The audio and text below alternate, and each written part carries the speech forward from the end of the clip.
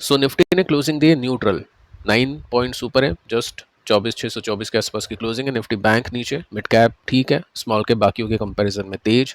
USD आज गिरा है रुपीस के कंपैरिजन में, which is very good. Advance की कंपनीज थोड़ी सी ज़्यादा है डिक्लाइन के कंपैरिजन में। बाकी हम सेक्टर्स को भी देख लेते हैं, तो मिक्स था माहौल, हाफ सेक्टर्स प्लस में है, हाफ नीचे है, और आईटी और फाइनेंस दोनों आज गिरे हैं। तो ऐसे में क्या होता है, नॉर्मली इन्वेस्टर्स के पोर्टफोलियो नीचे जाते हैं, फंड्स के भी और डायरेक्ट इन्वेस्टिंग जो भी करते हैं उनके। आपके पोर्टफोलियो में क्या सिचुएशन थी, कमेंट कर सकते हैं। अब देखिए, आज मार्केट चलना चाहिए था, अच्छी खासी तेजी आनी चाहिए थी। यहाँ पे आप नोट कर सकते हैं सबसे नीचे निक्काई कोस्पी 4 to 2% यानी 2 से लेकर 4% ऊपर थे आज। क्या रीज़न था इसके पीछे का, कल S&P 500 डाउ जोन्स नई हाइस पे गए, नैस्डैक ने अच्छी तेजी दिखाई, ऑयल प्राइस नीचे थे, हॉर्मुज को लेकर अच्छी अपडेट थी, लेकिन फिर भी मार्केट आज प्री ओपन ट्रेड आप देख सकते हो ऊपर ही ऊपर 0.22% है।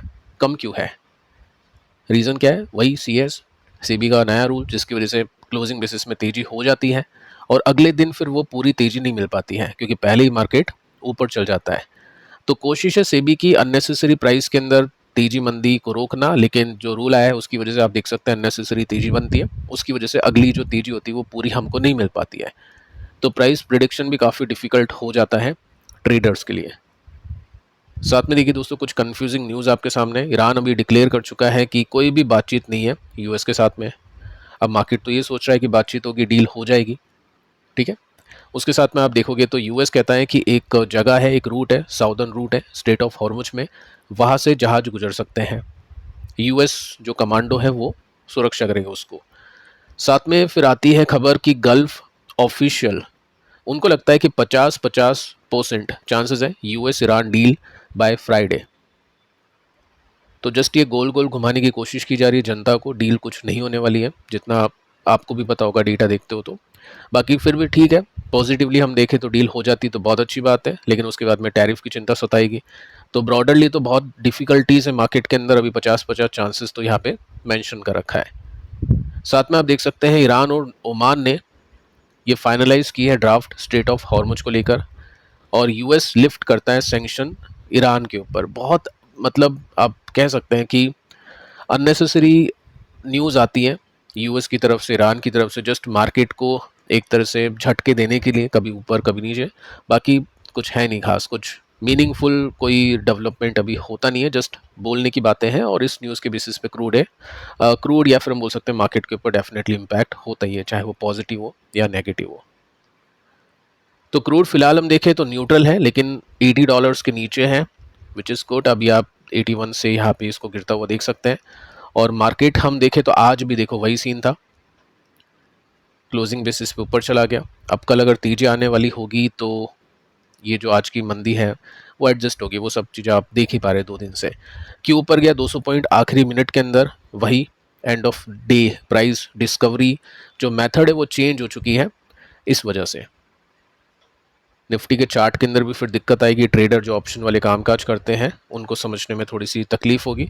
बाकी ठीक है, मार्केट अभी रेसिस्टेंस के आसपास है, हम यही समझ सकते हैं। अब देखिए स्टॉक्स पे आते हैं, मोमेंटम कंपनीज को देखते हैं थोड़ा सा, जो प्लस एंड माइनस दोनों तरह के मूव्स दिखा रही है। हॉट स्टॉक जिसको हम बोल सकते हैं, क्यूपिड 6% ऊपर है, 6% की तेजी। कल एक अपडेट मैंने आपको दी थी कि 7 तारीख कंपनी ने बता दी है नंबर्स की, यानी परसों इसके नंबर्स हैं। 320 का पी है, मतलब मार्केट अभी भी ये समझ रहा है कि नंबर्स बहुत अच्छे आएंगे, इस वैल्यूएशन को जस्टिफाई भी कर देंगे और बहुत अच्छे रिजल्ट आने वाले हैं, साथ में गाइडेंस भी अच्छी आएगी, ठीक है। यही तो एक रीज़न है, तब जाके एक ब्रेकआउट मिला और उसके बाद में सॉलिड तेजी आती है। सो टेक्निकली स्टॉक पॉजिटिव है, तेजी की तैयारी हम यहाँ पे कर सकते हैं। टेक्निकली स्ट्रक्चर काफ़ी पॉजिटिव है, लेकिन फंडामेंटल्स में क्या होगा वो आपको पता चलेगा 7 तारीख को। इसके बाद में देखिए टीएम ज्वेलरी, आज सिचुएशन अपोजिट थी, पिछले कुछ टाइम से हम लोअर सर्किट में इसको जाता हुआ देख रहे हैं, अभी 5% अपर सर्किट में चला गया। अब देखो आज मिला मौका खरीदने वालों को, बेचने वालों को, दोनों को। सर्किट ओपन था यहाँ पर, लेकिन अब तो काफ़ी लेट हो गया था बेचना, क्योंकि ऑलरेडी स्टॉक आई थिंक 40% नीचे आ चुका था, जो हमने एक्सपेक्ट किया था। 40 का पी अभी के समय इसमें हो चुका है। अब देखो 2 न्यूज़ है इसके अंदर। एक न्यूज़ हमने देखी जिसका इम्पैक्ट हुआ नहीं कुछ खास, कि कंपनी ने अनाउंस किया इम्प्रेसिव 3 दिन की सेल्स जो कि 120% ऊपर है। लेकिन आज जो न्यूज़ आती है 10 बजे के आसपास, वो न्यूज़ मार्केट को पसंद आती है। नई लोकेशंस पर, ये लोकेशंस आप देख सकते हैं, चेन्नई में है, यहाँ पे स्टोर्स ओपन किए हैं। तो ये कंपनी की सेल्स में ऐड हो गए और प्रॉफिट में ऐड हो गए, तो इसको लेकर मार्केट ने अच्छा यहाँ पे रिएक्शन दिया। सेकंड, हम ये प्रिडिक्ट कर चुके थे, एनालाइज कर चुके थे, हम ये बोल सकते हैं कि ये जो पिछला रेसिस्टेंस था जहाँ से इसको ब्रेकआउट मिला, अच्छे नंबर्स आने की उम्मीद में क्यू बेसिस में, लेकिन क्यू बेसिस में नंबर्स आते हैं खराब, 40% नीचे, तो एटलीस्ट इतना तो गिरना चाहिए। एग्जैक्टली वहाँ तक नहीं गिरा क्योंकि अपडेट आ जाती है, और 40% नहीं तो कम से कम ये 38% के समथिंग गिर गया, तो मोटा मोटी उसी के आसपास है। तो आज यूसी है, अपर सर्किट है, बट इसका ये मतलब नहीं कि स्टॉक यहाँ तक पहुँचना चाहिए, ये समझो आप। डेटा देखो फाइनेंशियली, अगर हम इसको देखें तो ऐसा नहीं है कि इसके प्रॉफिट यहाँ तक पहुँच गए या क्यू बेसिस पे ऑल टाइम हाई पे है। कुछ स्टोर्स ओपन करने से ऐसा नहीं होगा कि इसका जो प्रॉफिट कम हुआ है वो बढ़ जाएगा। सेकंड, जो कंपनी ने गाइडेंस ख़राब दी है वो प्लस हो जाएगी। ठीक है, तो थोड़ा सा ध्यान रखना है यहाँ पे, जो भी ये सोच रहे कि ऑल टाइम हाई पे वापस पहुँचेगा। इसके बाद में एमटार, इसको रोकना अब डिफ़िकल्ट है। 5% की तेज़ी नंबर्स के दौरान ही हमने समझ लिया था कि नंबर्स तो बहुत अच्छे हैं, स्टॉक काफ़ी नीचे आ चुका है, और कितना नीचे था, 40% नीचे था, लेकिन जिसको भी मौका मिला उसने कैप्चर किया। कुछ कमेंट्स मैंने देखे कि सर खरीदा है अपनी स्टडी को देते हुए या देखते हुए।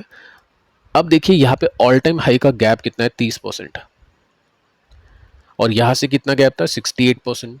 तो 30% तो मिल चुका है, बाकी 30% और मिलने की उम्मीद लगा सकते हैं, क्योंकि पिछले स्टॉक के अंदर प्रॉफिट ऑल टाइम हाई पे नहीं पहुंचा है, लेकिन यहाँ पे प्रॉफिट ऑल टाइम हाई को क्रॉस कर चुका है विद गुड गाइडेंस।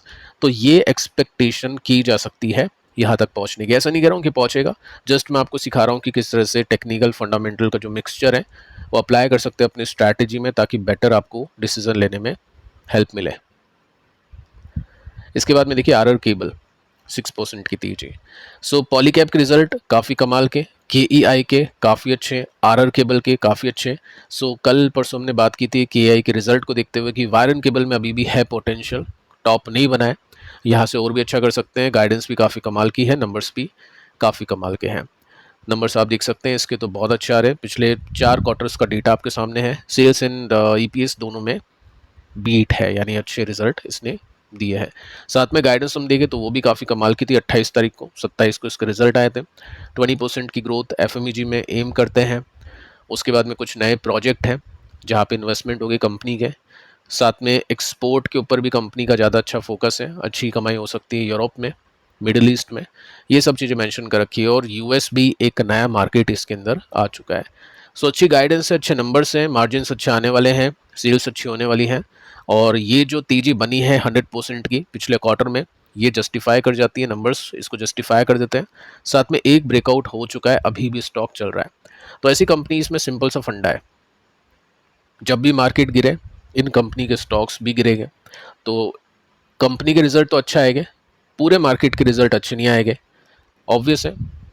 तो इन कंपनीज में, यानी ऐसी जो भी कंपनीज है जिनके रिजल्ट अच्छे हैं, उनमें मौके मिलते हैं। अब वो मार्केट आपको मौके देगा, जैसे बीच बीच में यहाँ पे मौके मिले थे।